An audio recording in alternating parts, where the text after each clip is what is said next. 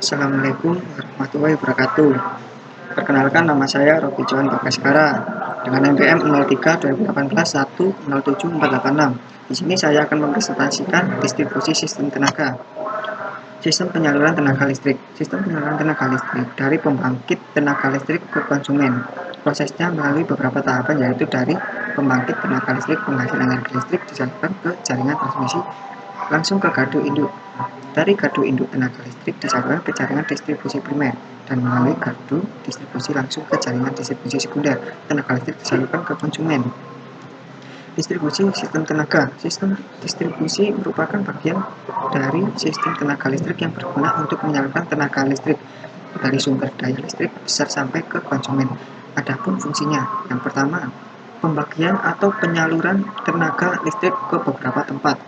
2. Merupakan sistem tenaga listrik yang langsung berhubungan dengan pelanggan, karena jatuh daya pada pusat-pusat beban dilayani langsung melalui jaringan distribusi.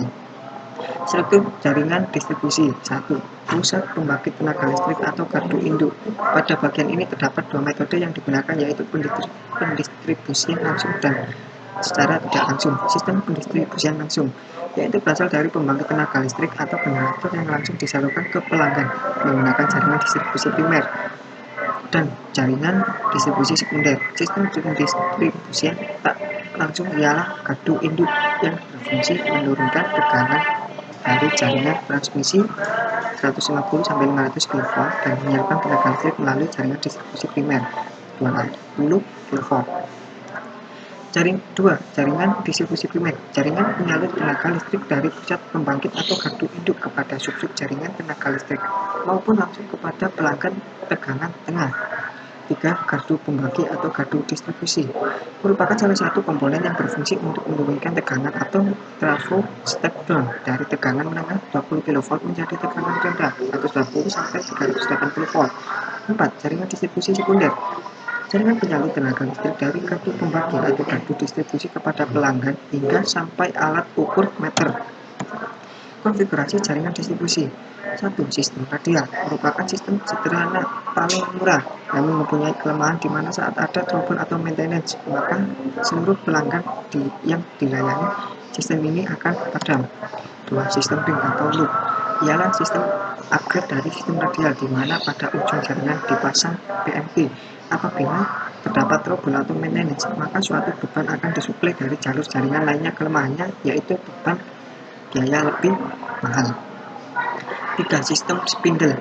Sistem ini adalah kumpulan dari sistem ring atau loop, di mana ada penambahan penyulang ekspres. Fungsi dari penyulang ekspres ini adalah menambah efisiensi daya penyaluran listrik dan mengatasi drop tegangan serta kontinuitas penyaluran tenaga listrik.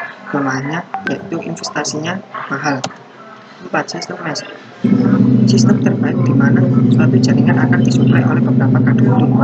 Ini difungsikan untuk menjaga kualitas daya yang disuplai dan menjaga kontinuitas suatu sistem penyaluran tenaga listrik. Pembebanan distribusi sistem tenaga. Beban distribusi sistem tenaga meliputi beban resistif dan beban kapasitif dan beban induktif. Beban resistif di mana tegangan dan arus sejajar 90 derajat dan daya yang masuk sama dengan daya yang keluar, contohnya 60 watt. B. Beban kapasitif di mana arus drop terhadap tegangan, contohnya panel resistor bank.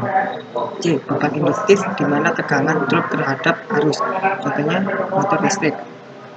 Kurva beban listrik diartikan sebagai grafik yang menginformasikan penggunaan beban listrik di suatu daerah, bisa tahunan, bulanan, hingga mingguan. Beban puncak ialah titik di mana penggunaan listrik berada pada penggunaan maksimum di suatu daerah. Biasanya terjadi di jam 7 pagi sampai 10 pagi dan jam 4 sore sampai hingga pukul 10 malam. Sekian presentasi saya. Wassalamualaikum warahmatullahi wabarakatuh.